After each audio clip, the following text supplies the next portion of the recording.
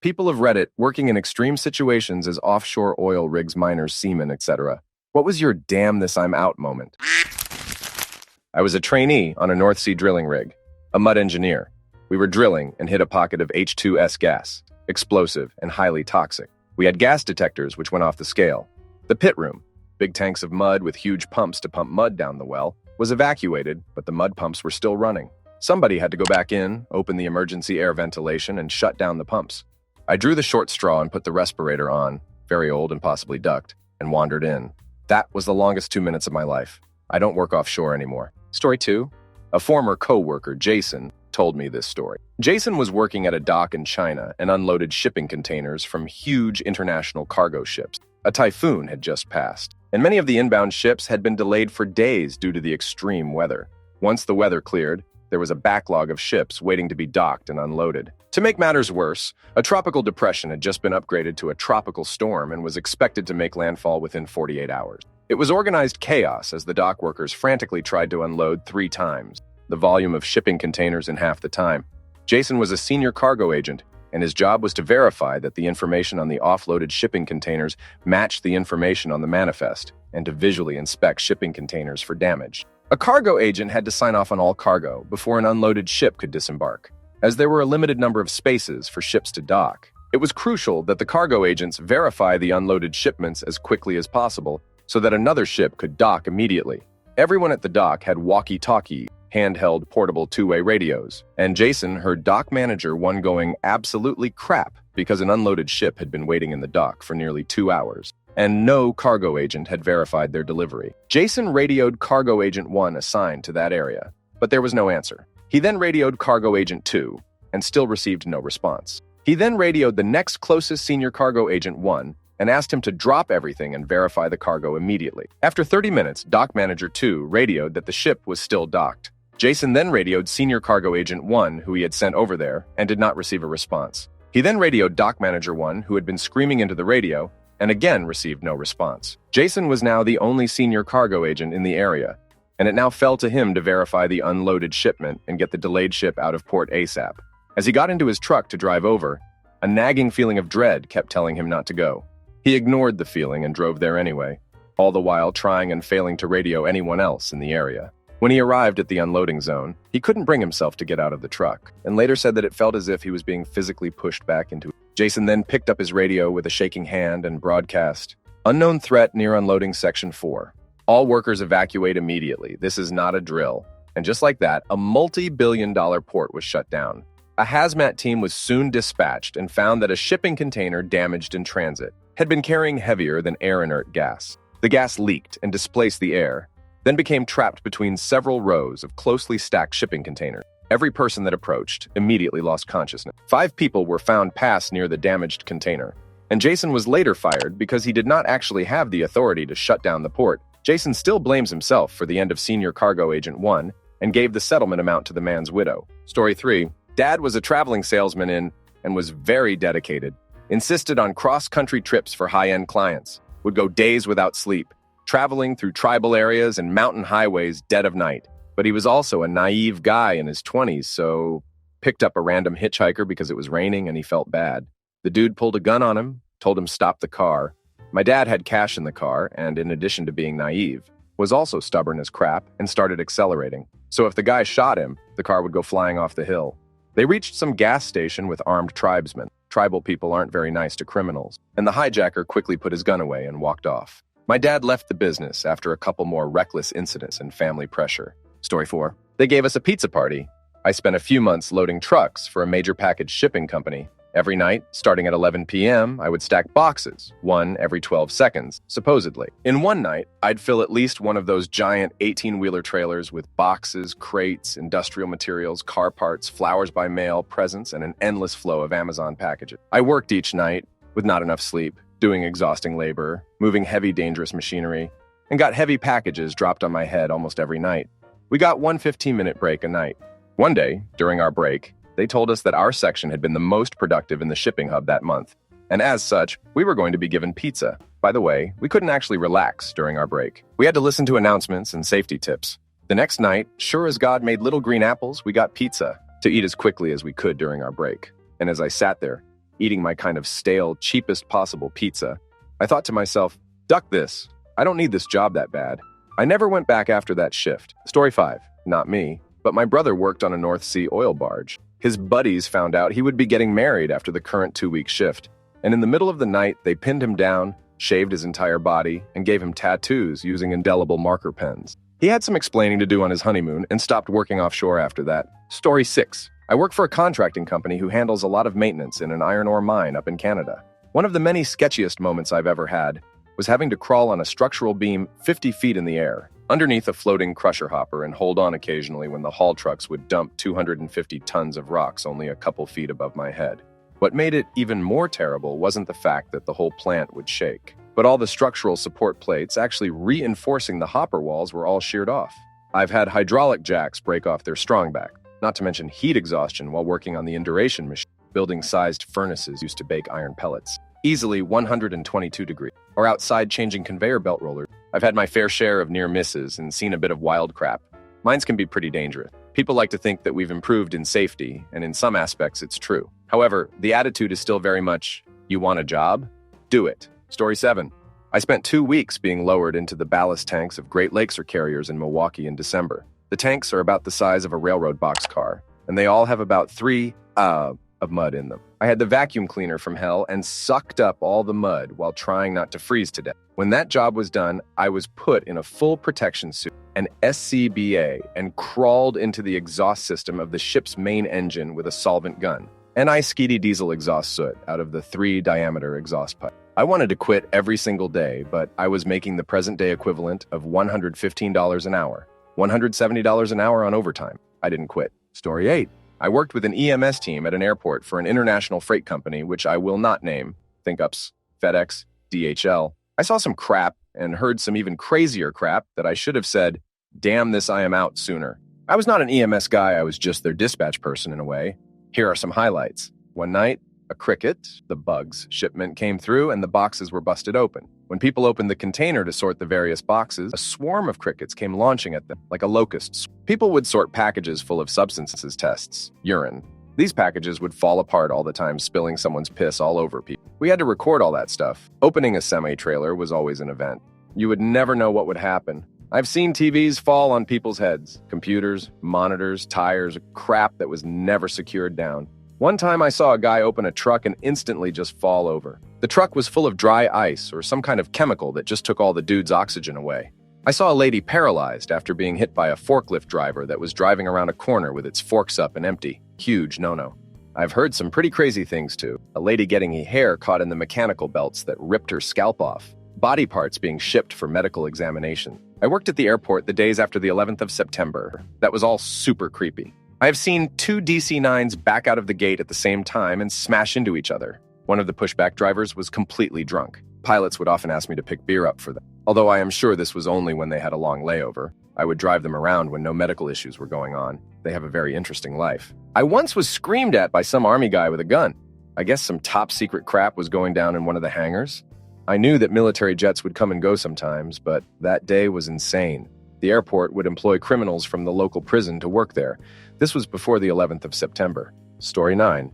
Laying civil pipe, foreman quit on the job. I'm in the ditch. 75-year-old superintendent says, I used to run a track hoe all the time, and hops in and starts digging. He proceeds to knock my hard hat off my head with the bucket of the damn hoe while I'm hand digging around a T for a hydrant. Left the vest in the ditch, climbed out of the box, and never looked back. Most of the time, you are working in very close proximity to the machinery. You learn early on never to get in the ditch unless you trust the operator with your life. You also learn to never take your eyes off the operator. I ignored this one time, and it could have hit me. We had a guy hit by a track hoe on a site I was on. It can and does happen.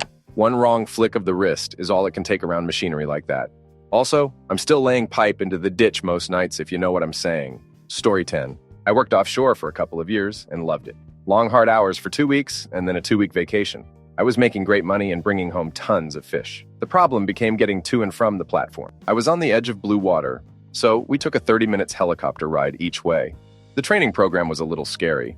They throw you in a mock-up, turn off the lights, and flip it underwater and upside down. Then a few months down the line, you see the helicopter safety record. X number of crashes per I number of flying hours. I calculate it out, and it is a matter of years before I'm in an incident of some kind. And then it damn happened. I'm half asleep at 5 a.m. sitting in the seat behind the pilot. This means I'm facing backwards, looking at 3 other passengers. All of a sudden, I am weightless, and the guy across from me is crossing him. Damn. I look over my shoulder out the windscreen, and all I see is water. At the last moment, we pull up and reduce our speed, but have a soft landing on the water. Pilot says he had a pelican coming right at us. Just the week before, I had heard about a pelican coming through the windscreen and hit the pilot instantly. Then down went the chopper. We came pretty close to that, apparently. A boat came out and picked us up to be brought back on shore. I went out 2 more times and could not bring myself to ride that copter anymore. Damn this place, it is bullcrap. I am out of here. Story 11. I worked in a shipyard off the Great Lakes on tankers and cargo ship. I'll preface this by saying I loved and missed this job every day. I work in an office now, and it's boring. One time I was working in a bilge tank with another guy named Ryan. We repaired a section of a bulkhead, cut out and replaced a section with new steel. We had the old 4X 4-piece of steel tied up, made sure our knot was secure. He went up top to pull it up, and I stayed down on the catwalk to help the load clear the ladder. Halfway up the rope, snapped, and the steel fell about an inch from me onto the catwalk, barely missing my head. I look up at Ryan for confirmation that I almost pass. I pick up the piece to tie up and try again, and the catwalk collapses under the combined weight. Just another day, though. My last day there, I was helping my dad and a couple other guys move staging. I'm leaning over a hole between decks, reaching for a plank. These are 100 pounds planks of wood. 2 guys below 2 guys up top. Just as I get my hand on the plank, both guys below heave upward, crushing my hand between it and the deck. I instantly knew my thumb was broken and walked out immediately, never to return. Story 12. I don't know if extreme, but I have 9 years in the Navy as submariner. My moment that set it in was when we were working pretty much 14-hour days, 7 days a week in dry dock. Think we did it for over a month, and then we went out to sea for about 3 months. Glad I didn't have a family then, but just being at work all the time and stuck in a metal tube for months on end just sucked. The couple of fond memories don't outweigh the massive number of stupid crap. Story 13. I once spent 98 days at sea. I never had a moment like that. After 30 days, it just got to be like that donuts commercial, where the guy is passing himself, coming and going. We did have a lot of damn you moments, though. They went like this. Person 1, good morning. Person 2, damn you. Or person 1, yeah, you're going to have to stay and fix that. Person 2, damn you. Story 14. Working overseas in East Africa, I was helping lay out and design a human waste to fuel plant. The existing system is a 100-foot by 100-foot by 40-foot deep pit where the trucks come from the city to dump the waste. And then it just sits there. It was normally not terrible, except when trucks came by, then it stunk. And the flies. The first week I was there, a truck came up to the pit, backed up, and a dude came out to open the valve to release the honey. It shoots out, then comes to a stop. It looked like a plastic bag had gotten stuck in there. First, the guy tried hitting it with a pole or a shovel. That does not work. So he climbs out around the back of the truck, see 30-foot deep crap pit above, and then grabs it and yanks. It pulls free, and a horizontal geyser of crap blasts him in the face. I was like, nope. Same location, happy story. A few weeks later, a kitten was seen floating in the pit and meowing piteously. The local crap pit workers and landfill guys take pity on it and try to hit it with rocks. My co-worker was like, no. And he found a rope and a bucket and went crap kitty fishing, and damn me did he not rescue that cat. He brought it home, washed it 1,000 times, and last I heard it was doing fine. Story 15. I worked 5 years in an iron ore concentrator plant, and we had a few incidents with the project group building new things and putting them into use straight away. Like a scats crusher that was supposed to crush scats before it being fed back into the primary mill. But when the milling steel balls got to a certain size, they came out with the scats and went straight into the crusher and either cracked the mantle or blew the 48mm bolts that kept the shell on sky high at insane speeds. The problem was that this crusher was located at a spot where people frequently walked by, and it could have easily hit people if they got hit by those bolts. Another time, we got a blocked pump in the dirty water recycle system. So me and a colleague went to check it out, asked the control room operator to start the pump, and then we saw steam coming out of the pump house, which should have been a giveaway on our part. We stopped the pump and asked mechanics to come take a look at it. The normal procedure was just starting it at max speed to see if we could open the blockage, as it was usually after the pump discharge the blockage occurred. The mechanics hooked up a hose to the drain of the pump and asked me to start it. And after I did, they opened the valve and fed water into the pump. We didn't understand why the amps were so low on the pump, and we didn't have time to find out. The moment the cold water hit the impeller, the pump exploded and threw half the pump house, motor, coupling, safety cage, and ripped the concrete platform it was standing on in half. And all this flew 5 meters straight into the wall. We heard the explosion in the control room on the other side of the site, and then the mechanics radioed up, Call an ambulance! He's bleeding! Turns out there was a blockage in the inlet as well as at the discharge end, and the impeller ran scalding hot due to the pressure. The most terrifying crap I've ever experienced. Luckily, the mechanics had moved to the side of it, and one got hit by shrapnel from the explosion, but was fine. Had they been in front of it like we were just 20 mins before, someone would have passed. Needless to say, we were really careful with crap like that from then on, until the mine filed for bankruptcy a year later. I still get chills even writing about this. Story 16. I worked on a fisherman's boat with my dad when I was a lad. It sucked, and the smell was horrible, but I definitely felt cool, manly being a boy of the sea. Worst moment was when we pulled a big marlin out and it started crapting everywhere and my dad made me clean it up. Story 17. I was laying in bed when my wall and window blew in and flew over me. Most of the glass stuck into the opposite wall, which means if I had been standing up, I would have been seriously injured. I ran to the safe room in my underwear with no shoes on, which caused me to hit my feet up from all the broken glass. The next day I was on a flight out. Story 18. My father worked on an offshore oil rig in the 1990s. As an immigrant from a landlocked country, he was fascinated by one of his co-workers, Carlos, who would fish with an enormous fishing rod and spear each night. Carlos would try to catch something big each time he was out there to bring home and feed his large family. Catching smaller fish by rod was easy, but catching the big ones by spear was something that only happened 3 times each year. The big fish would learn where Carlos would set up his rod and feed elsewhere. This meant that most nights, Carlos's fishing rod would be nowhere near where the big fish swam. Carlos also kept a huge spear by his side, but he could never really use it, as the big fish would always seem to be wherever he wasn't. You could still see them, swimming at night under the bright lights of the oil rig, but they'd almost never be near Carlos. One day, my father decides he's smarter than Carlos, and he wants to surprise him by catching the big one using a better technique. He waits until his coworker goes to sleep and then approaches his friend, telling him the plan. We have bright lights that let us see exactly where this fish is swimming. The problem is that Carlos can never get his spear exactly to that place, but we can. You know how to use the crane. I'll get on it with the spear, and you maneuver me directly above the fish with the crane. It'll be way easier than Carlos's method of just setting up his rod on the side of the rig. So my father and his friend go to the personnel crane. At the end of the humongous crane is a circular platform with a hole in the middle of it. Above the hole is an enormous weight. The idea is that if the weight drops, it will drop through the hole and not immediately hit whomever is on the circular platform. The platform is big enough for 4 people to stand in a circle with interlocking hands. The 2 of them set up the spear to rest onto the side of platform, and my father gets on board.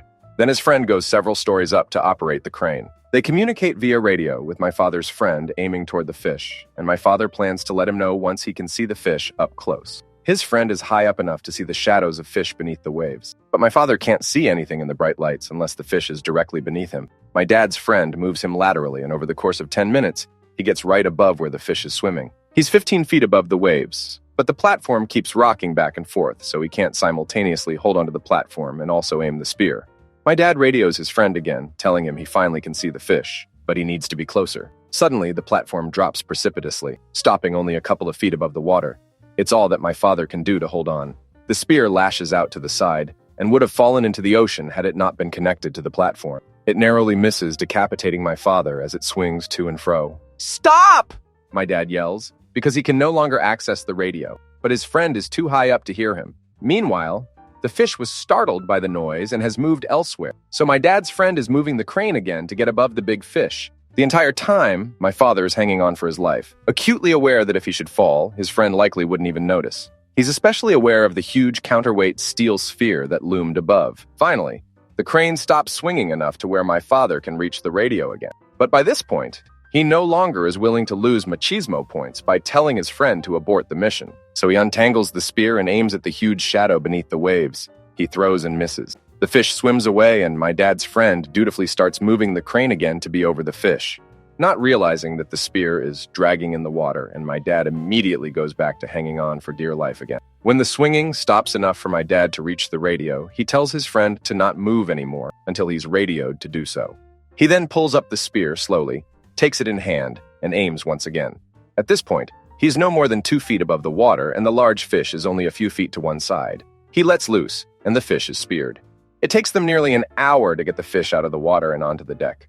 It was a blue marlin, and it was absolutely humongous. From then on, my dad refused to fish with a spear, and never got on that crane platform by himself again. He took to placing a rod on the side of the rig next to Carlos instead, and he was satisfied with catching the much smaller red snapper. Story 19. Knew a drilling supervisor who quit when the company we were with decided to do night moves with the rigs. In a previous job, one of his crew passed on a night move. His parting comment to me was, "When the bucket of crap becomes heavier than the bucket of money, it's time to move on." Story 20.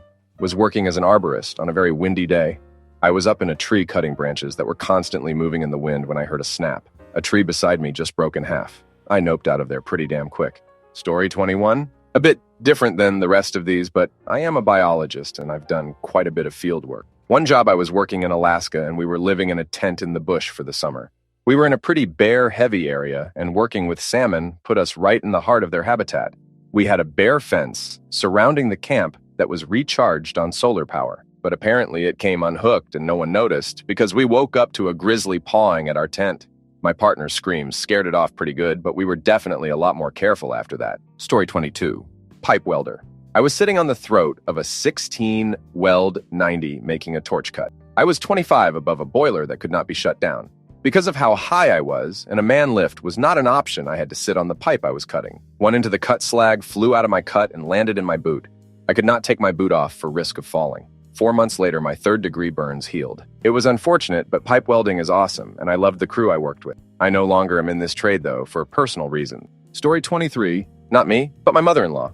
She was an EMS responder for a long time. She got one call that a guy was hit his grandmother, substances possibly involved. She got there. The door was open, so she knocked. No response. She opened the door and announced her presence. Still no response. She was determined to find the poor old lady. So she went into the house and searched, eventually coming to the bedroom. When she entered the bedroom, the door slammed shut behind her, and the guy who she assumed was the one who beat his grandmother was standing there and lunged at her. He put her in a headlock and started talking to her about what he wanted to do to her. Her partner was just outside the door, banging on it, and she finally yelled at him to get help, so he called the police. In the meantime, my meal had tried reasoning with the guy by offering him help, telling him she won't press charges, that she's only here for the grandmother. He was a pretty big guy and ducked up on something, not backing down. She finally got him to release her because she told him she had more substances in the ambulance, and she would get them for him.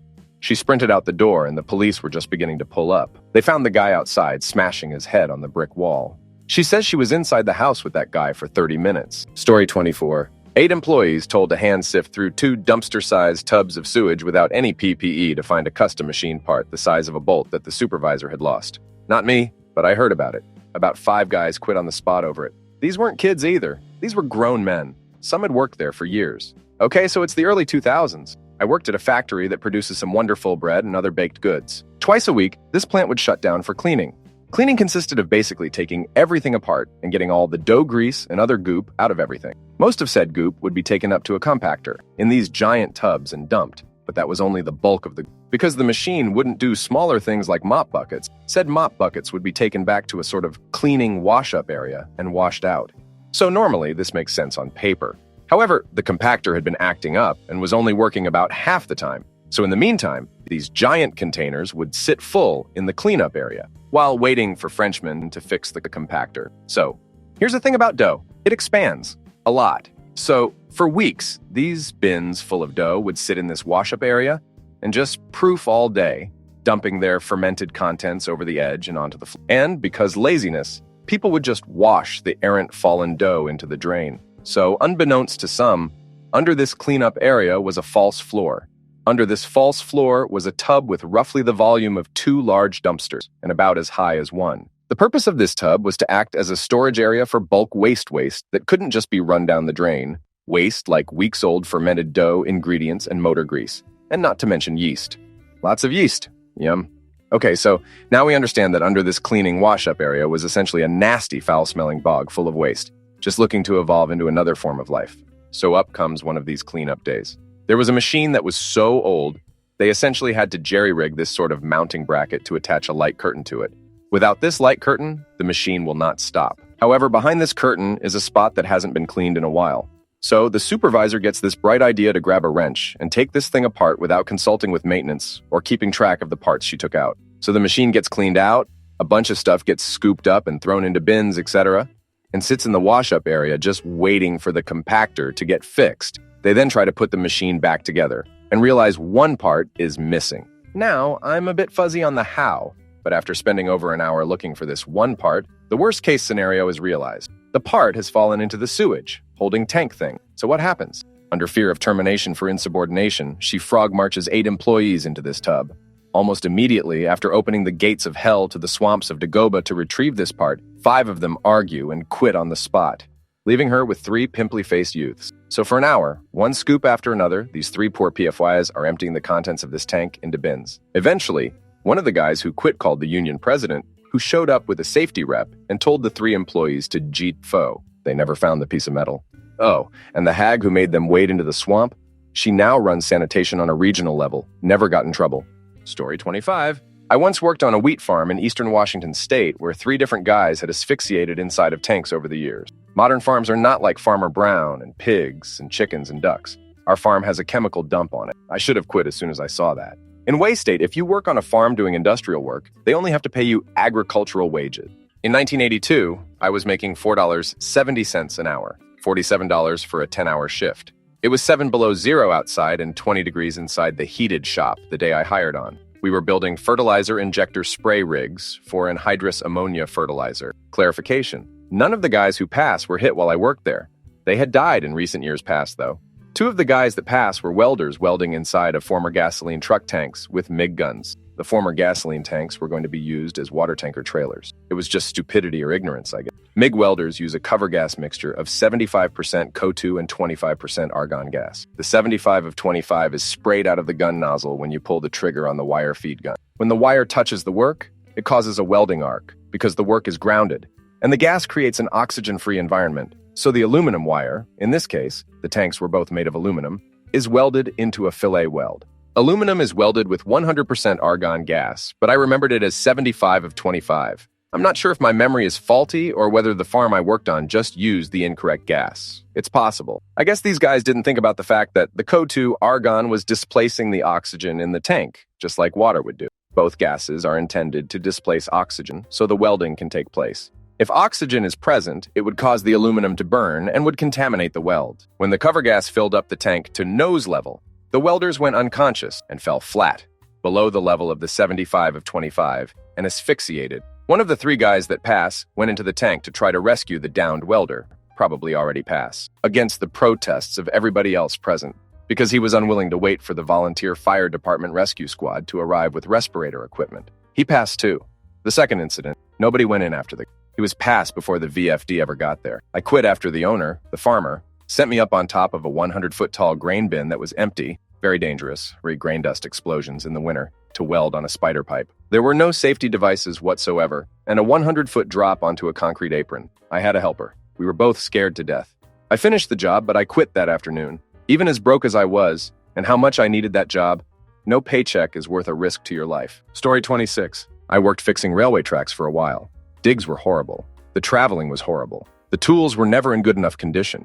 There's a spotter round the corners, if you're ever working near a bend, with a button to cut all our tools off if there's a train coming. About 9 of us working, and we hear the train before seeing it. We just get the tools, and our bodies clear as a train comes flying past. Go down the track to see what happened, and the spotter is sat with his phone having a Tommy crank. Couldn't keep working with people like that. That was the last straw. Story 27. I'm an iron worker. I build grain handling facilities. Most towers are between 150 and 250 feet tall. A few years back, we had some bad storms move through our area and blow down a few different bins and towers. One setup was located across the road from a few houses, and the fire department was concerned that the second wave of storms would tip the tower onto the houses. So we got a call as the sun was setting to come out and take down this mangled mess of a tower and bridge. We got set up by midnight with 2 cranes, 200T and 120T, and a JLG 1350 SJP boom lift. We did a fair bit of torching from crane baskets, which was sketch because everything had spring tension to it. You'd make a cut and these big beams would snap back. We got to a point where we were ready to take down a catwalk. We had the big crane rigged to it and were using the boom and crane basket to make the final cuts. By this time, the winds were coming back up past what were probably safe, and the lightning strikes were getting to close for comfort. So there I was, all young and dumb, sitting in a basket 135 feet off the ground and 30 miles per hour.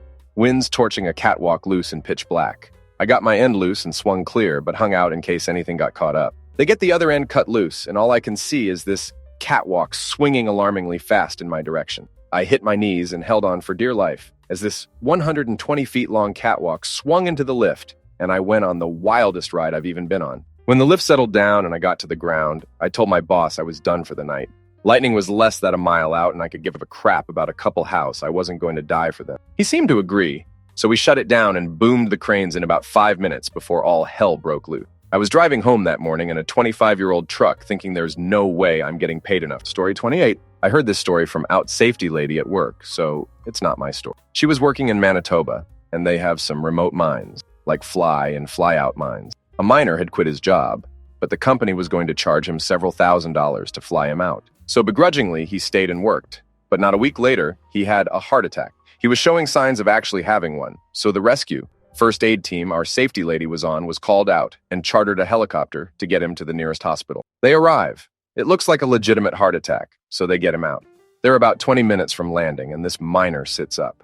Obviously, she attended to him and told him to lay down and be still, but he starts taking off his medical gear and tells her that he snapped and needed out of there. And this was his only shot at getting out without paying several $1,000s or waiting for another month for rotation. Safety lady brought him into the hospital and he was cleared, confirmed healthy, and they let him go after monitoring him for a few days, I believe. He never went back to that mine, and he wasn't stuck with the bill because safety kept her mouth shut. She'd heard how bad that mine was, and if you don't know anything about Canadian mines, they'll work you until you drop, and then work over your body. Insane place to be, but smart guy. Story 29. Not me, but my girlfriend before we started dating. She worked at a used tire yard as the receptionist customer service girl, but her job was not to sit and take calls. It was to rove around the tire yard searching through stacks of tires, dealing with pissed-off customers and trying to keep the mechanics in line and not slacking off, getting high, fighting customers. She was 6 months pregnant at the time she worked there, and she only took the job because she's the type of person who has to do something to feel useful. She was there by herself one day when the mechanic on duty let his tool slip while trying to get a tire off its rim. It flung back and hit him square in the eye. At first, he tried to play it off as he was freshly out of prison and needed the work. But after he had finished with that customer, he went into the office and asked for a bottle of water to wash his eye with. She knew she would get in trouble if the boss saw he was in the office, so she sat him outside and made him show her his eye. The photo is gnarly. Seconds later, the boss came in and yelled at them for slacking. She tells him that the mechanic needs to go to hospital as his eye is ducked and he could sue the company. The boss tells them both to shut up and get back to work. Eventually, he relents and lets the mechanic go to the hospital hours later. Cuts his pay for the day, gives him a bad check on payday, which bounces and costs the guy a fee, and when the guy demands cash payment, the boss cuts the payment even further as punishment for having to go to the bank to get cash to pay him. She found a new job the next day, and before she could call and tell them she wasn't coming back, they fired her for having a poor attitude. Among other great stories from that place, her boss would also make her overcharge customers when he felt like it and threatened to cut her pay. Whatever the amount was that he wanted to overcharge, if she didn't do it, she was charged with the task of finding new mechanics via Craigslist ads. Story 30. I've never left the offshore industry. I've tried to get out several times because I'm getting older, and it's getting impossibly hard on my family to be gone so much. However, the money is good. I've seen people say duck it and walk of a boat twice. Both times were eerily similar. Bad captaining, bad storms, and vessels that were not suitable to the task. The first time was a crappy Mexican fishing vessel converted into a survey ship. However, they did it incorrectly, and instead of keeping some kind of ballast to replace the water in the fish tanks, they put in stateroom, which are filled with air, of course. This made the ship unstable, and it rolled like a pig.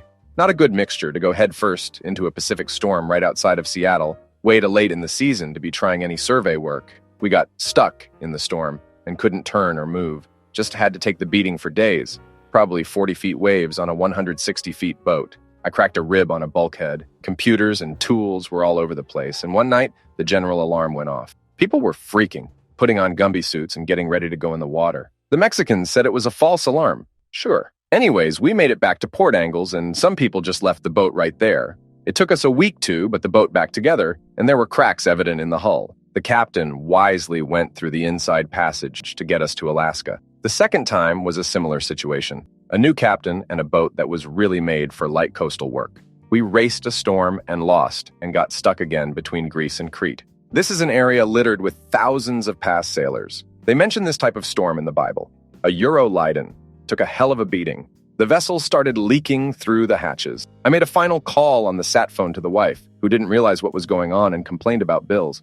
We were making less than a knot into the storm and again couldn't turn for risk of getting capsized. Eventually, we made it through. I remember finally seeing a beam of light from the sun breaking through the clouds, and the sense of relief was fantastic. Then I went for a walk about the vessel to figure out the damage. which was considerable. Again, people left the boat to never return to industry. The sea can hit your ass, and how she does it isn't pretty.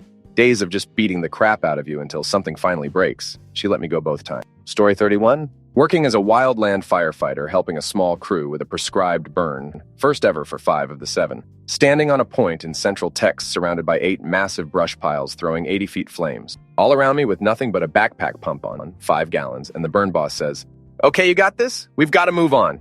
I didn't last much longer. Story 32. I was in the military police in the U.S. Army. While stationed in Panama in '94, I was tasked to help quell rioting Cuban refugees that had been placed in the jungles in huge camps. They were pissed because someone recently fired. From the State Department told some Latino news reporters that the U.S. government planned to send them all back home.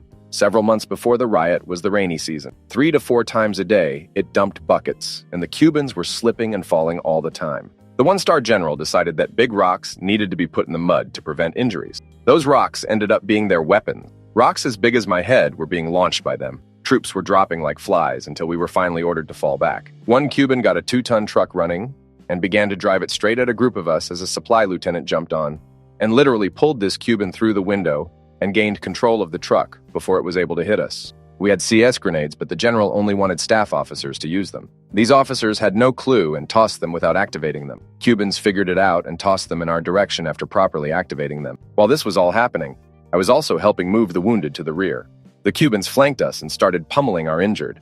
I can't remember it, but I used my body as a shield to protect an infantryman from further injury. Just after this, I caught one of the main instigators and tackled him. With help from Askidi Eldar, he was subdued and shackled with plexico. When we tried to move him to another spot so his buddies couldn't rescue him, he struggled hard and all of us fell to the ground with him dislocating both shoulders. At some point after that, we had detained most of the main rioters. One of them couldn't sweat. I want to say his pores closed up, or he didn't have any. He refused to drink any liquids, and before a medic could reach him, he passed. The situation was far crazier than I'm able to describe. I started smoking again that day and decided I would not be re-enlisting again. I read an article years later on an anniversary of that day, and some of my fellow troops that had also been to Iraq and Afghanistan were asked if they had to choose between that riot or combat.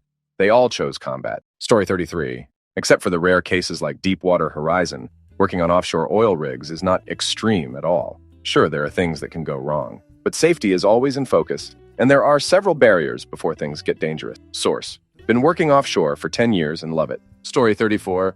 I have 2 from the same job. I was digging out some contaminated soil at a nat gas facility, and the employees had marked all the live and deadlines, so our excavator operator knew where they were and which he could cut. 2 hours in, we found an unmarked line. One employee said it was fine. Cut it. We got a second opinion. Another guy came out and said it was live, then went to turn it off. About 90 minutes later, another unmarked line. Second guy says it's pass. We get a third opinion. It's live.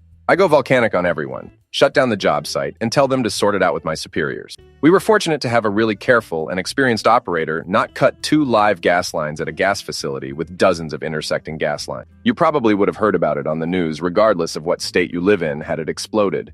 The other one was sampling the sludge at the bottom of a pond at a factory. The pond was there to collect all the runoff, and we needed to know what type of contamination was in the pond so that when we removed it, we sent it to the right place. I tried sampling it during the summer by rowing out in a little dinghy and scooping it from the bottom with a long cup on a pole. But it wasn't until the winter that I could get to all the spots. It was -5 out, and I had a big sludge sampler, so I would smash a hole in the frozen pond and stick the 50-pound sampler, 15 pounds of metal plus a 35-pound hammer attached to hammer it up and down. Through the icy water, collect the soil-ice sludge, then lift the whole thing out, about 80 pounds. It was grueling. And the sampler had multiple pieces that would freeze in minutes, so I had to have a giant mop bucket of near-boiling water to decontaminate its samples. It was a constant battle of ice and heat, and on the 6th sample, the hammer attachment snapped in half, leaving the sampler stuck in the pond. After spending 20 minutes trying to get it out, I decided to leave it. It was worth about $2,000. I went into my work truck, turned on the heat, and only then did I realize I was almost hypothermic. With the dome light, I could see how pale I was, how my crazily sluggish brain was slowly gaining function, and how it took at least an hour of sitting in blasting heat to feel normal again. The final 20 minutes I had my hands in the icy water yanking at the sampler, and the adrenaline had prevented me from realizing how cold I was. And since I was working alone, had I fell in or broke the ice, I would have been passed. Story 35. Worked at a deep shaft coal mine and spent a few years as a production supervisor. We were moving equipment out of an old part of the mine that we were about to seal up. The roof was sagging and the floor was heaving. Seemed like every time we went for a return trip, the roof was closer and closer to the top of the hauler. Finally, one of my employees used his right of refusal and said, "This is not safe. I'm not doing." And I was like, "Good enough for me. Let's get fo." Story 36. I used to work as a snowmaker. So you are aware, snowmakers are not the guys in the enclosed vehicles who groom the runs. I would be outside on a freezing mountain all night on a snowmobile. When you work as a snowmaker, it is snowing every single night, whether it's coming from the sky or not. The average night involved being soaking wet on like a 45 degrees pitch at 4 a.m. in weather that was at a maximum 25 degrees, shoveling. I did a lot of shoveling. I had a couple of duck this moment. The first was the first time I rolled my snowmobile. I rolled it bad. The handlebar landed on my hand, and I have a scar as a result. Fortunately, I was able to get out of the way before it rolled on top of me. Snowmobiles are not light, so that would not have been fun. After I was out of the way, my sled was still rolling down the mountain. I had to chase it down and grab the back bumper, then dig my heels in to stop it. It would have gone straight down the hill and hit a lift otherwise. My second duck this moment was the following season. We had to move some snow guns. Normally, this is pretty easy. Just attach it on the back of your sled and tow it to wherever you want it. The run these guns were on was too steep for snowmobiles. It's a run that they regularly hold world-class ski races on, with world-famous skiers whose names you might recognize from other events such as the Olympics. Anyway, after sliding on my ass with my heels dug in while holding the gun in front of me, I realized that I didn't want to do that type of crap anymore. It took hours to get that damn gun down. I'm sure me writing about this particular event doesn't do it justice, but it was one of the most harrowing nights of my life. That's not to mention the nights where it was just plain cold. And the fact that if I were injured, I'd have to be evacuated in a helicopter, along with the risk of working with high-pressure air and water line. Now I have a job that pays better with a lot less risk. Story 37. I worked in gold mines for 3 years, and my damn this I'm out moment wasn't fully job-related, either hazard or political bullcrap, but more about how it was affecting my home life balance. I would spend half the year at work missing out on my kid growing up, and when I'd get home, I felt as though I was always in the way disrupting my wife and child's schedule. So we decided, damn it. I took all my vacations, started looking for a job. I found something, then handed in my 2 weeks. Story 38. I'm 22, and I worked on a commercial fishing boat catching hagfish. The boat was only 33 feet, which is small for any fishing boat, and it would violently rock when we hit swells. In catching hagfish, slime eels, we would load bait into modified 5-gal paint buckets from Home Depot and clip them onto 100 feet rope tied to cement blocks on either end to lay on the sea floor. So one day we were out, and there was a storm rolling in, which meant pretty choppy waters. The captain was steering the boat slowly through these waves, trying to minimize the rocking while I was trying to set the line. But mostly I try to stay on my feet and not slide around everywhere. I throw the cement block overboard to start the whole process, and while it's sinking, I clip the buckets on the line and throw them overboard too. Well, we hit a big wave just a few buckets in, and it knocked me around enough to stumble over the buckets and fall overboard. After coming up for air and looking around to find the boat, I start yelling, waving my hands, splashing around, trying anything to get the captain's attention. Nothing's working. I've always been calm under pressure, so I just took a breath and tried to slow my heart rate and not panic as I'm watching my boat slowly motor away. I realized that in a few minutes, my captain's going to wonder why he can't see any buckets being thrown over, and he's going to come out to yell at me and realize I'm gone. And sure enough, maybe 100 yards away, I see his head pop out and quickly go inside, and a few seconds later, the boat starts to turn around. He picks me up and tells me we're going home, and I just sat inside on the metal box that covers the engine and got warm till we got back. I told him that I needed like a week off to kind of recover from this experience, and a few days later, I called him and said I don't think I was coming back. He completely understood because, unlike a lot of people in the fishing industry, he cared more about my future than his. Story 39. Was working on a strip mine once as a contractor. Was cleaning a giant electric-powered shovel, think house-sized backhoe on tank tread. We were tasked with going inside the bottom part of the thing and cleaning it out. The bottom part is basically several steel boxes made out of 2-inch thick plate steel, all welded together. The boxes were only about 30 inches tall, and the only way to get in was through 18-inch access holes. And did I mention it was electric? So you couldn't use water on the thing. You had to crawl up in there with a jar of mineral spirits, a bucket, a putty knife, and a bag of rags. Then lay on the grease-covered steel and SC the thickest part of it with the putty knife. And then use the mineral spirits and rags to get the rest of it. It's a lovely job.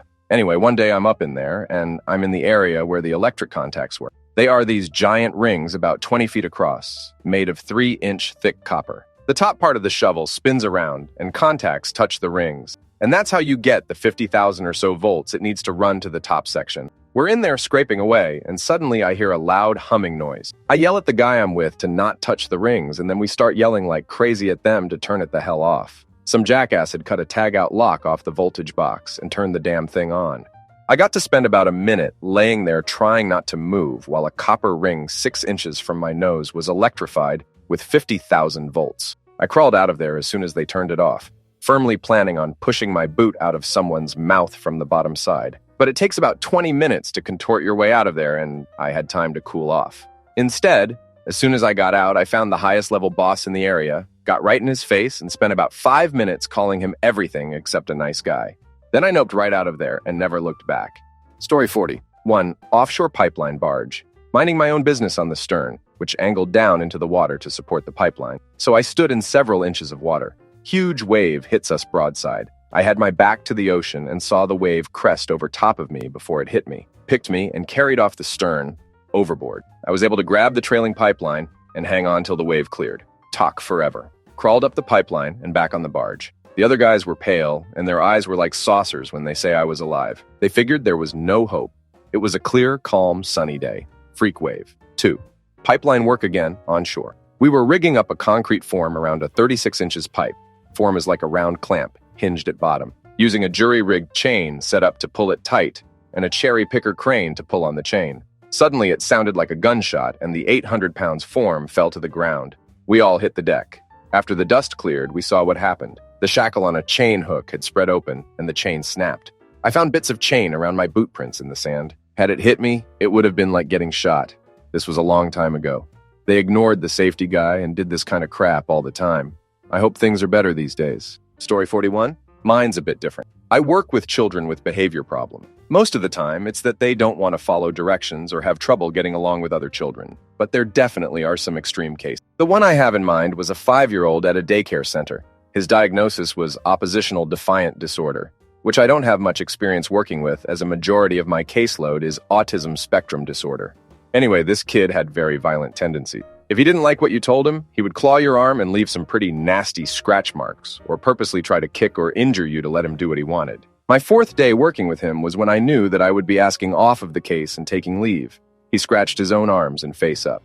He kicked me and attempted to scratch me several times. He broke a glass bottle and was trying to throw the broken glass at me until a kind passerby picked it up and threw it in the garbage. It was terrifying. Nothing you could do or say would calm him down. What made matters worse was that the daycare would leave me alone with him, which is not allowed by both the Department of Human Services and the company I work for. The lead clinician on the case also told me there was nothing we could do to help him. That's just how he's going to be.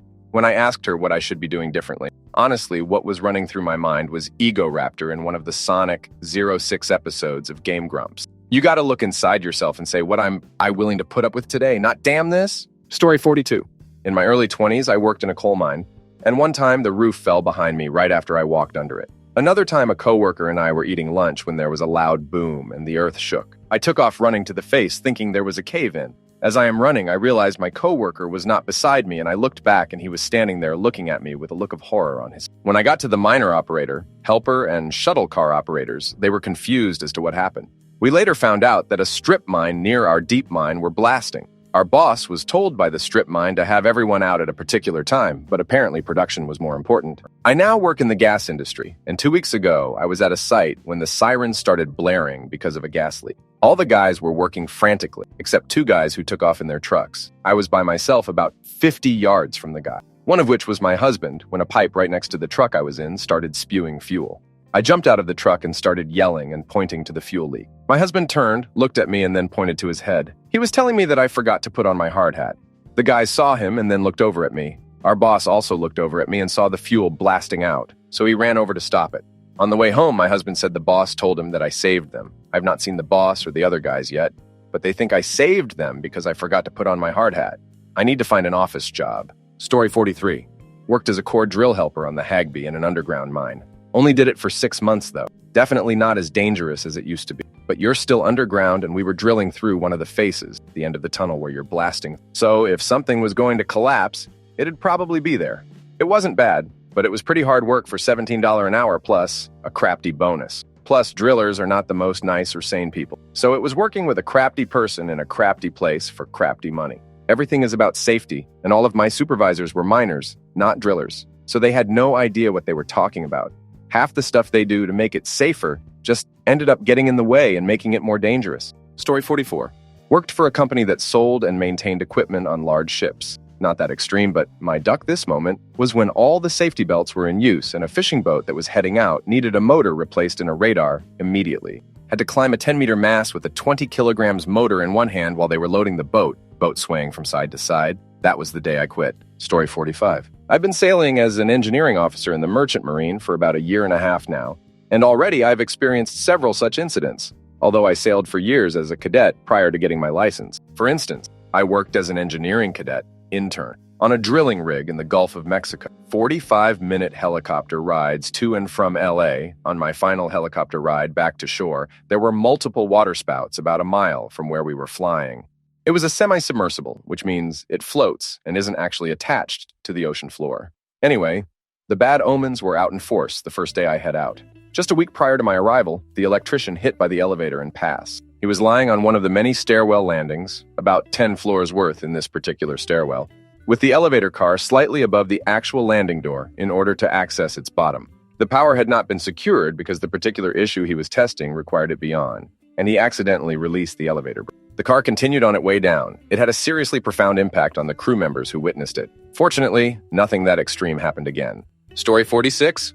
Not as extreme as others, but I used to work at a group home for troubled teens. One day during room searches, we found that the boys had smuggled in duct tape and had made wooden shanks. They were planning on taping down staff members and hit us. I quit that day. My life is worth more than $9 an hour. Story 47. I got a summer job with a roofing contractor when I was in college. We were replacing a tar and gravel roof on a really large, about 2-acre warehouse. My job consisted of pushing a wheelbarrow full of pea gravel from the conveyor belt, which extended to the edge of the roof to the work area, where other guys were mopping hot tar on the surface to be covered with gravel. The molten tar was lifted onto the roof in large containers on wheels, with a spigot to release the tar onto the roof surface once the container was pushed to the work area. Just before lunch on my first day of work, one of the guys working with the tar pot was receiving a fresh container of molten tar on the edge of the roof, and the hoist didn't lift the container quite high enough for the wheels to clear the roof flashing, and the whole container of molten tar spilled onto the guy on the roof. I think he passed before the fire department got here with rescue equipment. All the guys who tried to pull off his clothes off got 2nd and 3rd degree burns on their hands and arms, even though they all had leather gloves. When I left for lunch, I never went back. Instead, I got a job on a farm baling hay for the rest of the summer. Didn't make much money, but I didn't pass either. Story 48. I briefly worked at a coal mine in Appalachia that was privately owned and basically operating check to check. We had a 60s-era boom truck with a 460 speed that was basically hidden on the grounds looking like it was abandoned. We had a Cat 988 a loader that was a tremendous piece of crap, and the motor had scattered for the millionth time, so I was sent to grab the boom truck so we could swap engine. I hopped in it, fired it up, and headed down the haul road towards the fines pile, and the damned brakes were gone. It was bouncing and picking up speed even though I had it in granny, so I just slammed the trans into reverse. I got the truck stopped, but not before I scared the crap out of myself. From that day on, the trans had reverse and second cause I must have bent the linkage. The mine owner was convinced some kids were joyriding in the truck, and I never admitted what I had done. I also broke the brake pedal off of that Cat because I was trying to stop it and it just wasn't stopping. And I was too inexperienced to just drop the bucket before panic set in. All I could see was the 4,160 volt sick line strung overhead, and the cab was heading right for it. I got stopped, but it scared me. I got out of there as soon as I could. Story 49. This isn't as extreme as others, but I'll share. I was teaching and running a non-for-profit program to get 24-year-olds jobs. Shy, no life experience, and horny people that also had disabilities got my help to get them job experience, a resume, interviewing experience, and tons of positives. Anyways, while doing this job, I could work in a group home for people with severe disabilities to make time and a half. I'm a big dude, and I asked for the worst they got. Usually, you can get as many hours as you want that way. I met this biter, screamer, and crapter. This guy barely ate, but it was like his tiny stomach could produce 8 Cheerios worth of crap for every Cheerio that went in his mouth. Anyways, I washed the crap out of his a hole in the shower. I'd cleaned up his crafty bedding and his crafting pants and everything else that had a smudge of crap on it. You know how sand gets everywhere at the beach? Well, this dude has no concept of crap getting into the toilet, and he was around 200 pounds. So after this exhausting washing machine load is started, with special anti-crap and piss soap, and his a hole is clean and he's appropriately dressed, he crap himself again. I couldn't handle it. I finished my shift and found better side hustles, as the kids say. Story 50. I have worked a number of jobs in the oil field, and am currently a pipeline consultant in South Texas. One of my first oil field jobs was drilling surface in West Texas. Since we were drilling surface, the collars we were using were 12, big, and weighed over 2,500 pounds. To make the connection on each joint, the collar was raised up and towed in on the winch line. I was told to go up in a man lift, flush up with the derrick, and while the driller released tension on the winch line, I was expected to unscrew the fitting, hold the collar steady, as it was just sitting on the stump below, not made up, and then stab the collar into the top drive by hand. There were a few times the collar slipped off the threads below. The driller would come down with the top drive, while my hands were on top of the collar, pulling as hard as I could to keep it from falling into the derrick, etc. Just an extremely dangerous way to make each connection, and we had many close calls. But I was too green to know what a laydown machine was. I quit as soon as I got an offer for a safety job rigging up H2S systems on rigs. I've worked under supplied air with 30,000 ppm H2S, and never once felt as scared as I did making those connections. Story 51, working the drilling rigs in Utah.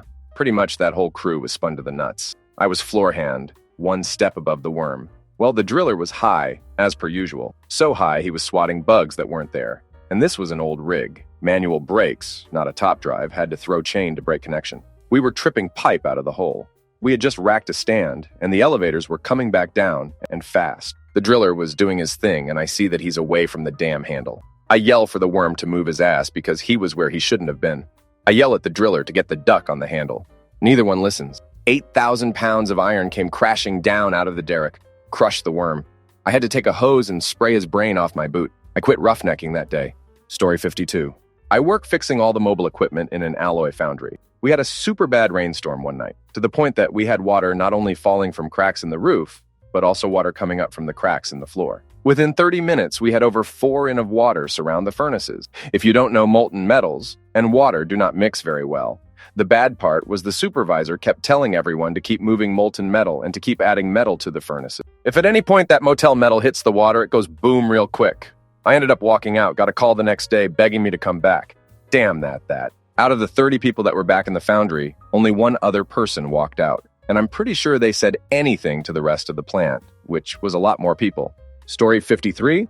I'm a marine engineer, and the following story comes from one of the older divers who works for us. He used to be a general construction diver, until this incident.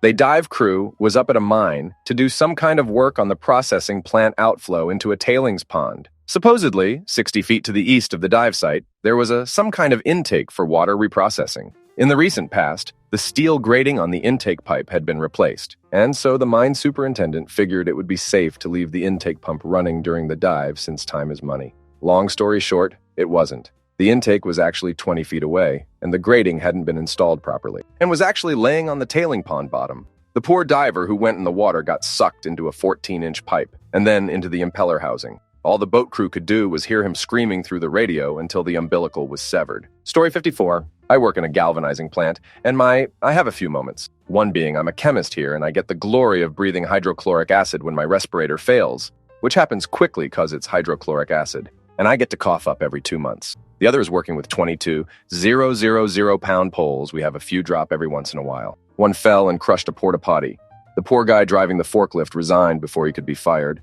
He was as shaken up as I was seeing as I was less than 20 feet away heading to that porta potty. Story 54. Worked in a Conagra turkey slaughterhouse, read as Butterball, for a couple of months as an investigator. I developed carpal tunnel in that short amount of time. I saw otherwise good people do horrible things. I saw undocumented people who worked nights at potato processing, plants, and mornings, days at Conagra smoking in order to stay awake on the job, and I felt empathy for them. So don't interpret that as me questioning their character. I stopped at a gas station before work one morning to get a coffee and a quick bite. When I got back in my truck, the sadness that I was getting ready to walk into hit me like it hadn't before. My hands were numb, my heart was heavy, and I hadn't even driven past the guard shack yet. I decided to sleep in that parking space for a couple of hours instead of reporting for my shift. When I woke up, I just headed home. Those places are worse than you can understand by reading about them or watching documentaries. They're just voids. Story 56. I'm a firefighter and have been in some pretty hairy situations. However, there is nothing in the world that makes me want to get out more than some out-of-touch pencil pusher or politician making bad decisions for the wrong reason. People that have forgotten or never knew what it is to do the job. Let's buy a less safe fire engine because we like the color better. Or let's open a new station and not hire anyone even though it's in the budget. We will just move people from the busiest station in town. As long as the stations are both open, the public will never know. Or, let's hire a chief that's been fired from 3 other places. We can get him to do anything we like. And then the biggest kicker of all, people making bad decisions and not being willing to take responsibility for them. instead throwing their subordinates under the bus every chance they get. In my estimation, this kind of stuff is what makes any job, no matter how dangerous, so stressful. Story 57. This happened to me last night. I work as a flowback, well test hand in the Marcellus and Utica Shale region, working on a job where we're flaring a well or burning off natural gas. This well isn't supposed to be making any sand, or so the company man told us. Turns out it was.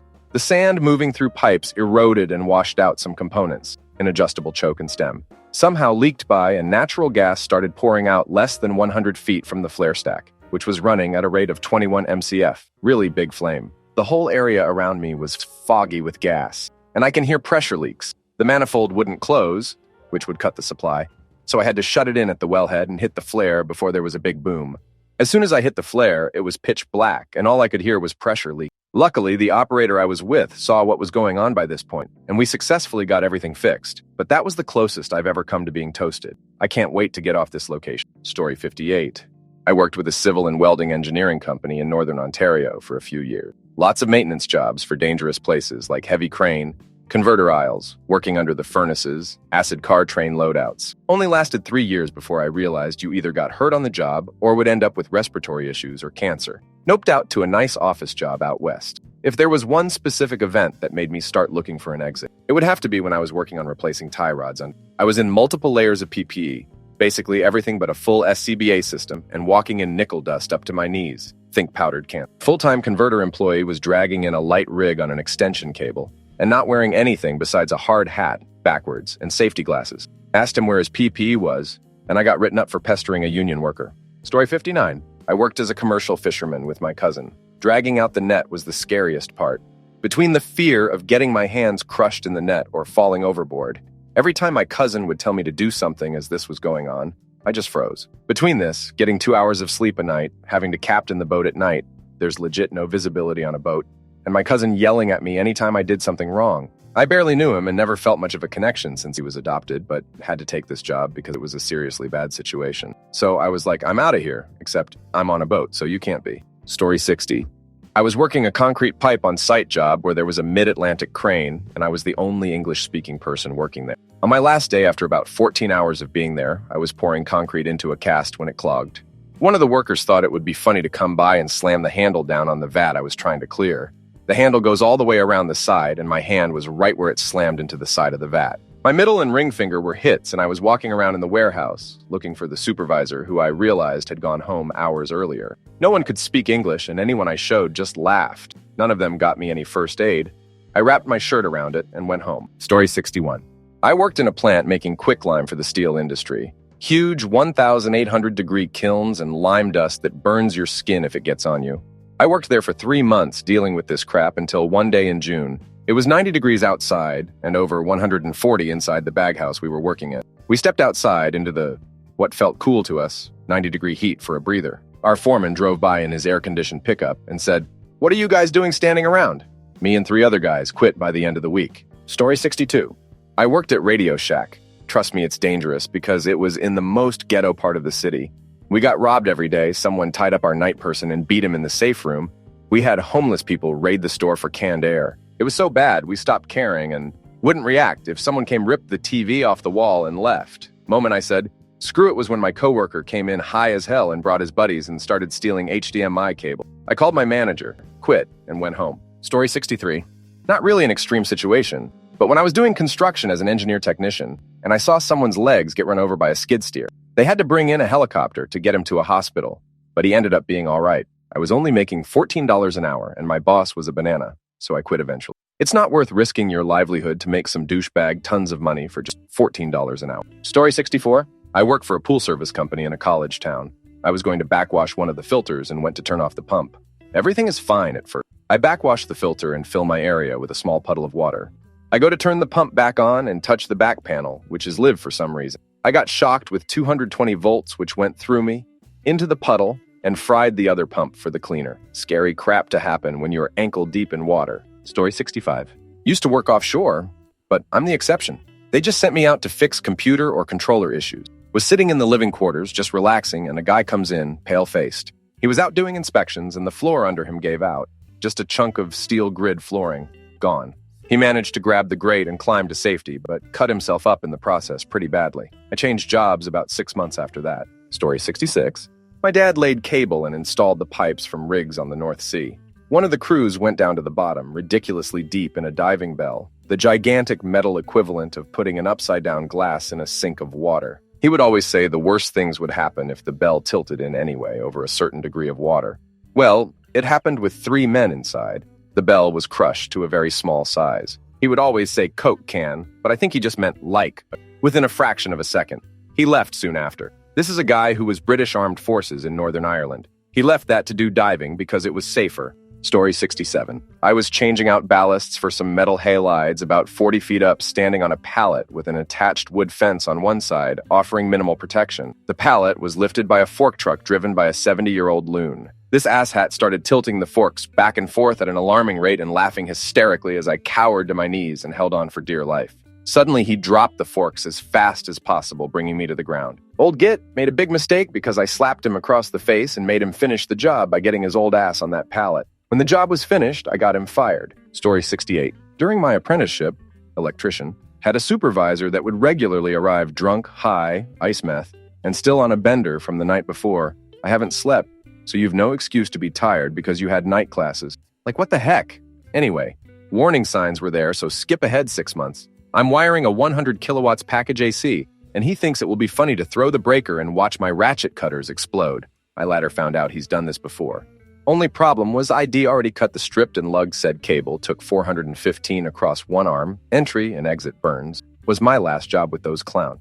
Management knew, but hey, we've got a soft spot for him. Story 69. Mining, at least underground and shaft sinking, has changed tremendously in the last 20 years. Before that, the rule of thumb for shaft sinking was a death for every 1,000 feet of advance.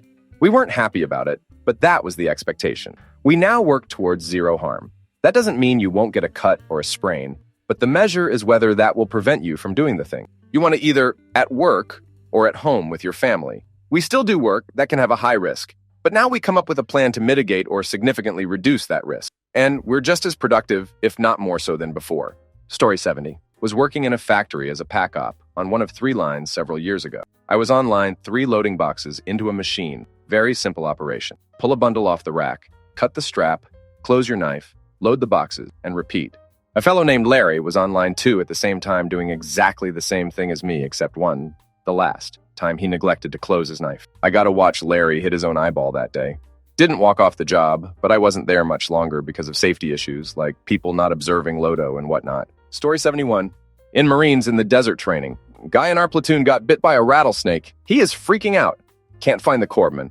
Asks our company gunny if he knows where any corpsmen are that he was bit by a rattlesnake. The gunny yells at him for being out of uniform because he took his shirt off.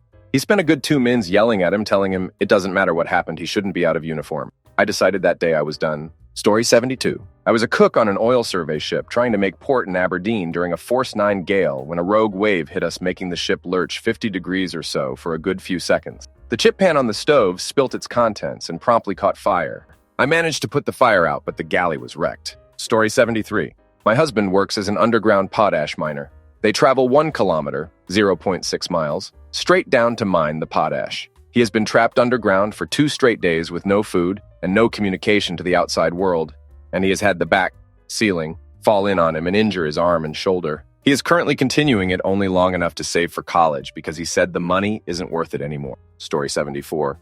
Working in a rock quarry, wiring conveyor belts. Crane truck pulls up with tons of EMT pipe for massive wire trough. Young buck hops out of passenger seat and readies the boom. Another young guy walks over to guide the lifted load of pipes. Swing pipes over to side of truck, strike overhead power lines, and there were a pair of smoking shoes where the guy was. He had been blown back about 10 feet. He didn't make it. Use a tagline and don't move your boom closer than 12 feet of the nearest line. Seamen have read it. What is the scariest thing that happened to you while you were at sea? For fire protection on ships with large engine rooms, we can dump a crap load of CO2 into the space to smoother the fire.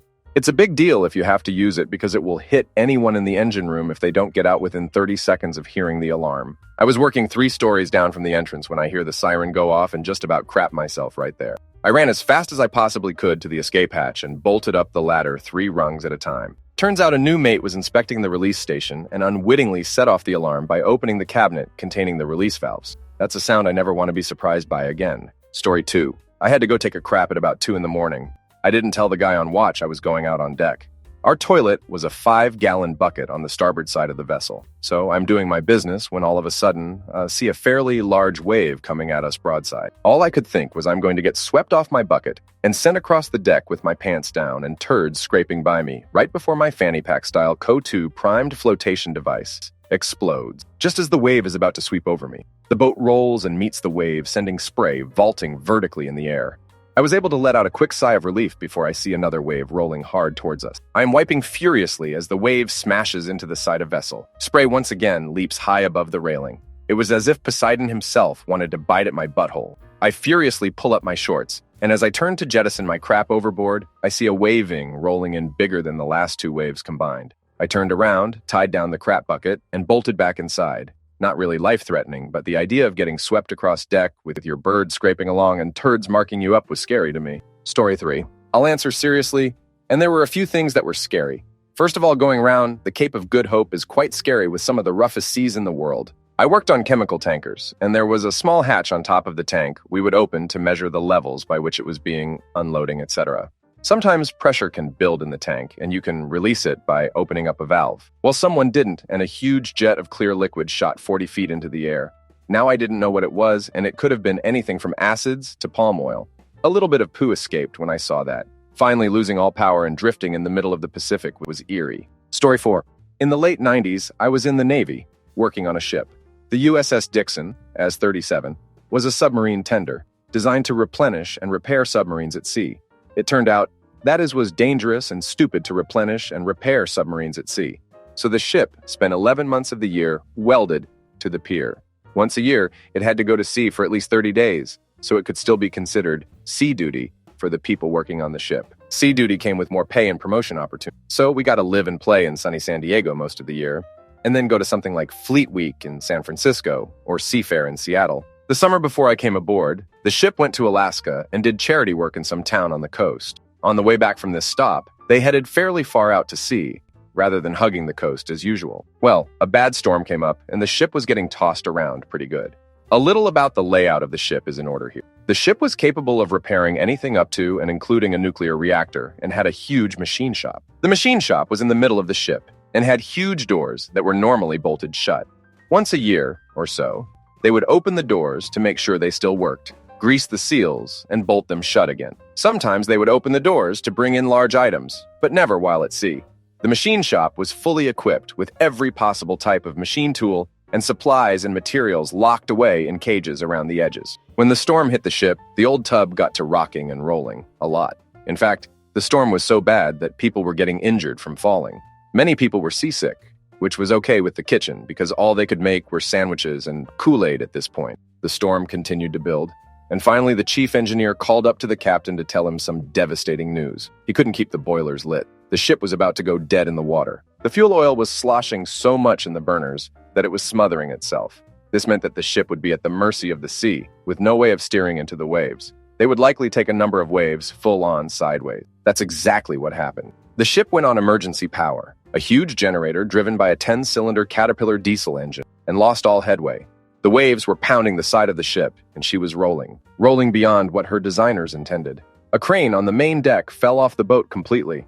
They didn't find this out until later, though. With the waves pounding the side of the ship, the walls would alternate as the floor in an unpredictable pattern. If the people aboard were miserable before, they were triply miserable now. Only a few hardy souls were able to function at all. They were starting IVs while they were on IVs themselves. Then everyone heard a disquieting noise, or noises. It sounded like something was crashing into the ship, something besides water. Investigating, a damage control team found a hellish nightmare in the machine shop. The large doors had begun leaking, and there was a few inches of water sloshing back and forth. In this large space, with the ship rocking side to side and front to back, the waves inside the large area were occasionally several feet high. Worse, some of the large metal billets had broken through the supply cages and were now crashing back and forth, smashing into the side of the ship with tremendous force like a battering ram. Some of the machine tools had integral electrical transformers, and these had been broken open, spilling their insulating oil. That oil was also sloshing about liberally with the seawater. This made the situation even more dangerous for the damage control team, but they had to act. The ship was in mortal danger. The brave men and women There were 1,600 sailors aboard, 1,200 men, 400 women. Set about lassoing the billets, holding them in place between rolls and waves crashing inside and out, and welding them to the metal deck and uprights wherever they could. Some had to go below the machine shop to watch for and put out fires from the welding. Others made for the giant doors and tried to secure them so that no more water came into the ship. Eventually, they finished the dangerous task. Not without injury, but without loss of life. The ship was safe for now. Then the lights went out. The diesel fuel for the emergency generator was contaminated by water, and the generator was out of action. In fact, the huge 10-cylinder engine was ruined. Now the ship was truly dead in the water as the storm raged. Many hours later, the storm abated, and the main engines were thankfully relit. No one had been hit, but the injuries were many, some very severe. The ship limped back to a safe port. After that trip, the ship stayed close to the coast for the rest of its life. It's now been used as a target and sunk, possibly with the very torpedoes it used to carry. Story 5. A girl I know is a fisheries observer for the NOAA and goes on trips for weeks at a time with random fishing crews. One time she was 90 miles offshore, the only girl on the boat, and the whole crew stated due substance. One of the guys got really touchy and started saying really creepy things. There was literally nothing she could do if things went wrong because everyone else was either too ducked up or didn't care. She had to spend 3 more weeks on a boat with Story 6, on a 41-foot sailboat in the middle of the Chesapeake Bay, with about 7 other men doing a shakedown, test cruise, planned to be out for about 12 hours. Mid-1980s, not as reliable weather prediction resource. We get caught in a tropical storm, winds gusting into the 50 frame, just this short of a weak hurricane. We had just barely rigged storm hawsers and storm sail, because the one fellow on board who was the best sailor sensed the storm was almost on us. Otherwise, we would have died. During the storm itself, I expected to die at any time. In fact, we made a security. Call on the radio. If you have time at sea, you know what I'm talking about. If not, it's not that important. For what seemed like 15 minutes, we were in a maelstrom. No visibility, but then it passed. We would live. This was at about 3 p.m. And although there was cloud cover, of course, the ambient light was such that you could see 2 miles or so in any direction. If you're familiar with the sea, you know that such storms, particularly in shallower depths, near land masses, dredge a lot of things of the seafloor. We're all on deck, working lines, checking damage, etc. And the bay around us is choppy and churning and foaming. Old-timey sailors often use the saying, "the sea is confused." I look about 15 feet of the starboard side and something swims to the surface, breaks the surface, looks at us, then submerges again. It was like a thin man. It looked at us, blinked its weird, heavy-lidded eyes, then dove back under. So maybe you need to know a few things about me at that moment. No substances, no alcohol, no injuries. I was elated because I was glad to be alive, but my senses in that situation were sharpened, not dulled. I had, at that time, about 6 years' experience on ships and fishing boats, and had seen squid, octopi, flying fish, sharks, skates, etc. all around the world. I was not the type of guy to see a patch of seaweed and call it a sea monster. I made an instant decision that I was not going to say anything. What could I say? I just saw a strange creature, take my word for it. The men on this boat were all mechanics and engineers and professional. Why get a reputation as a flake? At the time, it was important for each of us to get D skipper or OD qualifications, and saying something like that would be frowned upon. And as I stood there in my life vest soaking wet, hooked onto the steel lifeline, glad to be alive, one of the other sailors, a U.S. captain with over 30 years' experience in the surface navy, piped up and said, "I just saw a brown thing pop up on the surface. It looked like a lizard man, with a scaly face. It blinked at us with these big eyes and then went back under." "Yeah, I saw it too," I said. No one else said that they had seen it. Then we sailed back to the pier later that day and didn't speak of it again. Story 7. I'm not a sailor, but almost pass, at least it felt like it, on a carnival cruise. Captain was an idiot and got too close to a hurricane. Entire boat rocked back and forth to what felt like 45-degree angle. Very steep to the point we were fighting to not slide down the floor. We had been in a theater on a lower level and after much debate decided to try to walk up the stairs to the deck. We didn't know what was the right thing to do. So much crying and screaming. People were donning life jackets and crew was taking down lifeboats, though none actually went off the side. All the pools spilled out into the ocean, and all the glass storefronts and most plates broke. Finally, after maybe 2 hours, the boat was stable and no longer had water covering all the windows. We were stuck on the boat an extra 4 days. Part boat problems, part Miami port needed to be cleared out. And we were bored to tears because all the stores were closed, pools were empty, and we were given leftover food day after day on what plates remained. Everything smelled like liquor from smashed bottles, not fun.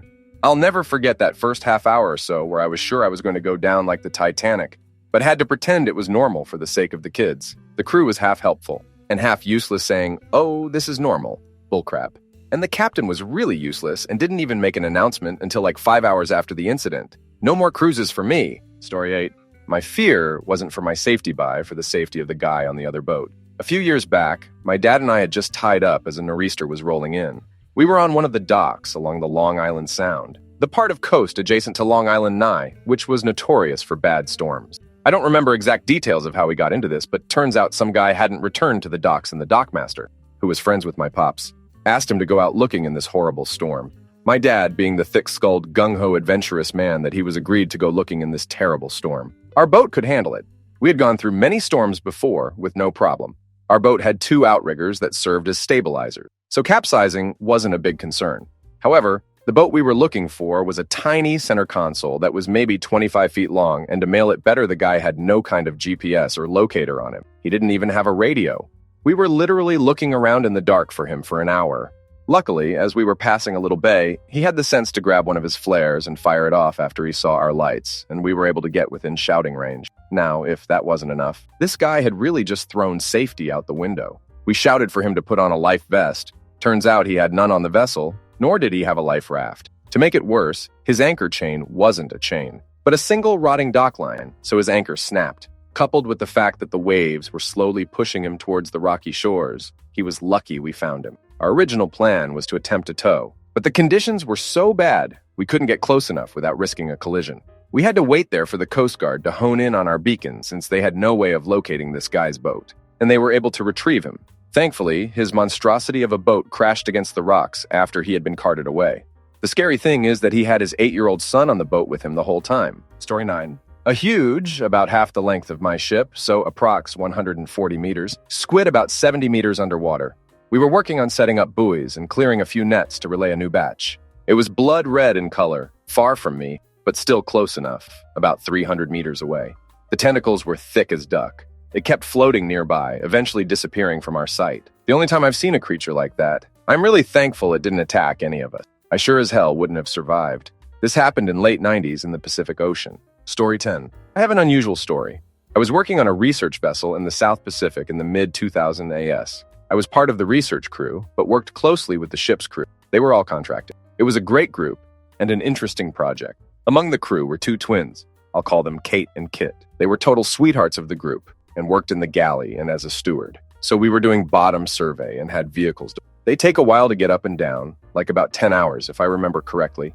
We were just about to start a turn and head in the other direction, think mowing a lawn, when we get word that one of the twins, Kate, is having a seizure. We did have a doctor on board, but obviously this is a pretty serious situation. The crew rallied to help, and Kit filled us in that Kate had had seizures and that it was probably related to some relationship problems back home. Side note, they were originally from a country that has a cultural belief that seizures are not a medical condition, but rather a spirit-type experience. So Kate is having these crazy seizures that are lasting like 30 minutes. We're down in the lower berths, and Kit is assisting the doc and one of the mates, who had a ton of practical first responder experience. By this time, we've started recovering the vehicle, 10 hours, remember? And planning to head to the closest island, a small atoll, which is days southwest so that Kate can be medevaced. I don't mean a chopper, just whatever plane we can get. The U.S. Coast Guard wants nothing to do with us, because we're too far from us shores. They are the Coast Guard, after all. Then Kit starts seizing also. We split them up so that we could handle them and brought one twin up to another common space. We arranged watch sections, basically to keep them from hurting themselves. They continue seizing throughout the recovery of the vehicles and most of the way to the atoll.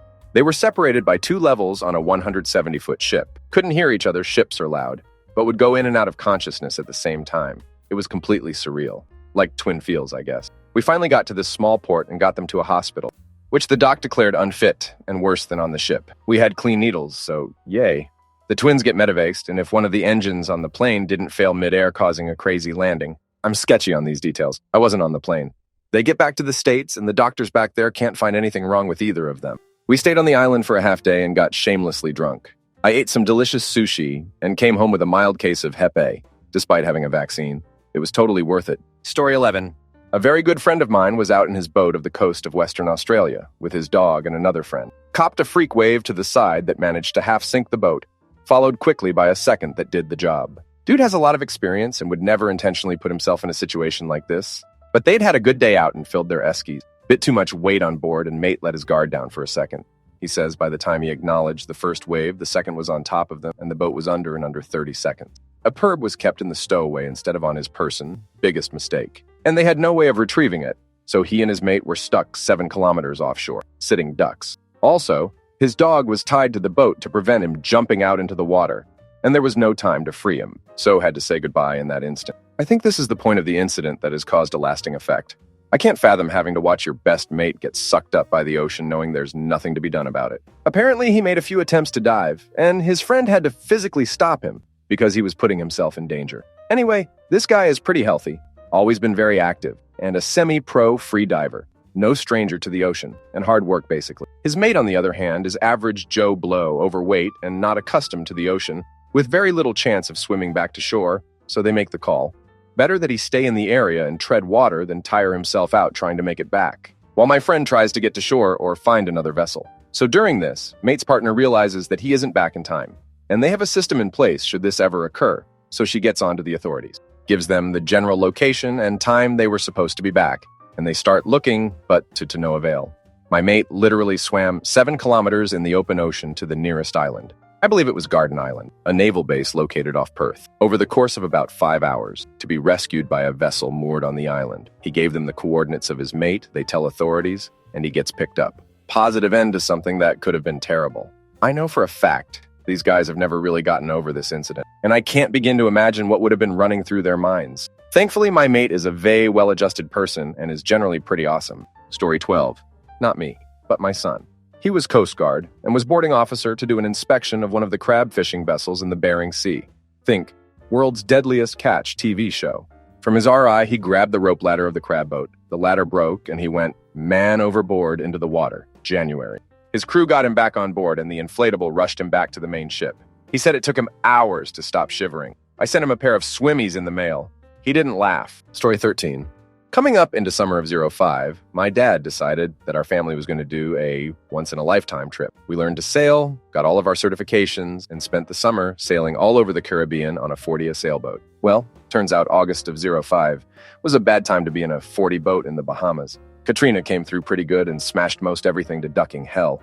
We managed to avoid the worst of it, but we spent 2 days running to a safe harbor to weather the storm in the worst seas I've ever seen. Our boat, Island Packet, 40-odd, is designed to be a solid ocean-going vessel, and she handled better than I could have believed. But still, we got knocked down a few times. Definitely had a night where I wasn't sure if we were going to make it or not.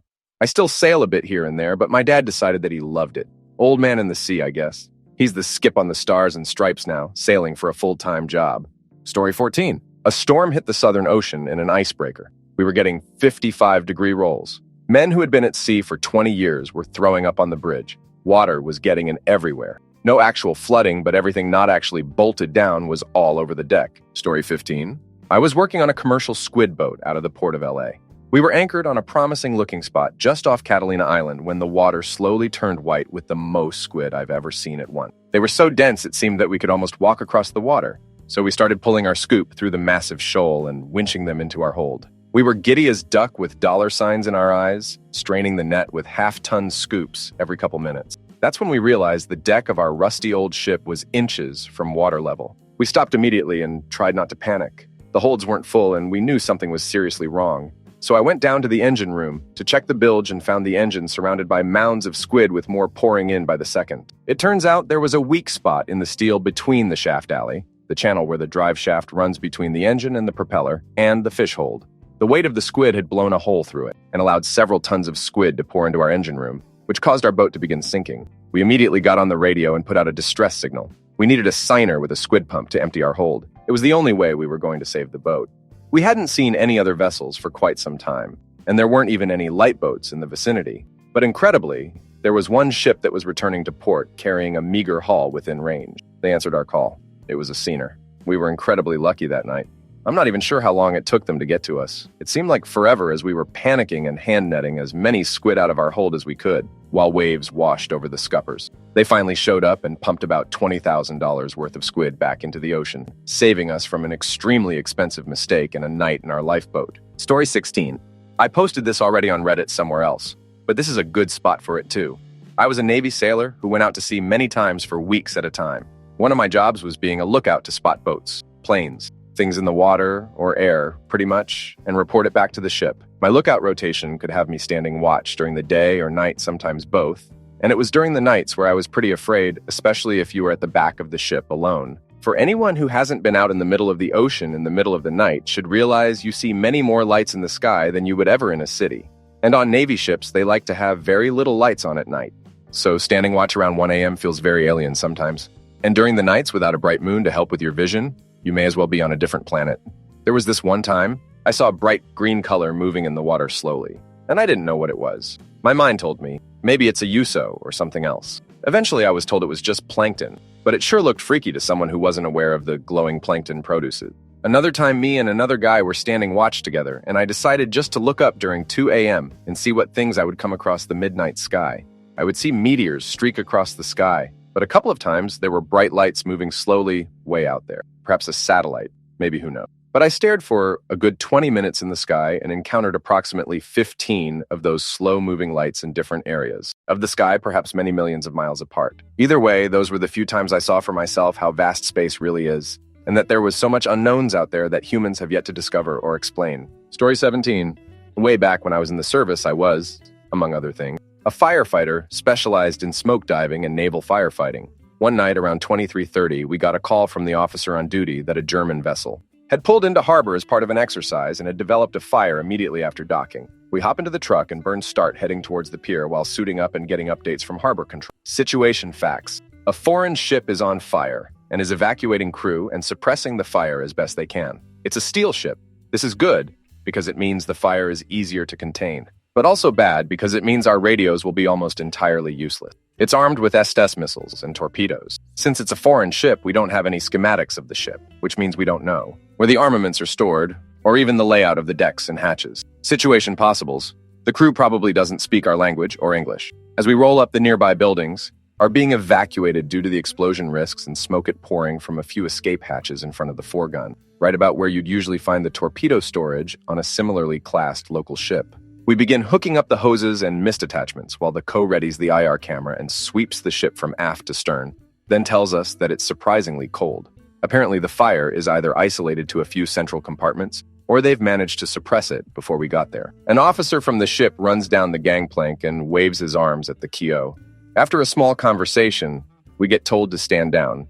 The fire has been suppressed, and they don't need our assistance. More importantly, I don't have to dive into a foreign ship with a foreign layout trying to locate a fire near where you'd expect to find several tons of high explosive. I've never sweated so much on a job I didn't even have to do. A few notes. I've intentionally left a few things vague. This happened more than 20 years ago, but I'm still not risking any OPSEC. I'm well aware that IR cameras are smaller and lighter now. We had one, and that was a heavy get. Modern hose nozzles can have built-in misters now. We had separate units that had to be attached manually. Story 18. At the tail end of my first deployment, the ship stopped in Virginia to unload munitions and to take on family members for a Tiger cruise. We were going from Norfolk VIA to Jacksonville FL, so it would only be for a few days. During the transit, we hit some heavy seas. This combined with a ballast problem we'd been having that was causing the ship to list noticeably means we were rolling quite a bit. At the time, I was in deck division, which means my watch rotation included standing aft lookout. Aft lookout's main job is to stand at the back of the ship with a headset and watch for anyone that may have fallen overboard. Normally, while in heavy seas or bad weather, we would have moved the aft lookout to the helo tower. But with all the civilians on board, the captain felt we needed to keep careful watch. So, whether or no, the aft lookout had to stay put. So sometime in the wee hours of the morning, I'm standing watch on the bridge, waiting to rotate to aft lookout. We keep hearing complaints from them, saying it's very wet and asking to be moved to the tower and being denied every time. Finally, it's my turn, and I find myself standing in the dark, cold rain, the ship rolling heavily beneath me. We were a good-sized ship, but waves were regularly sweeping across the deck, roughly ankle deep. To keep my socks from getting soaked whenever I'd see a wave coming, I'd hop up on the slightly higher harpoon launchers and hold on since they were a little slick. Everything is going relatively well until a much bigger wave comes out of nowhere. I immediately jumped up and assumed my wave position, knowing full well wet socks were the least of my worries. I wrapped my arms around the launcher tightly as the swell swept through chest deep. I have no doubt that it would have taken me with it, had I not grabbed onto the harpoon launcher, and no one would have known for at least an hour when the next rotation came to relieve me.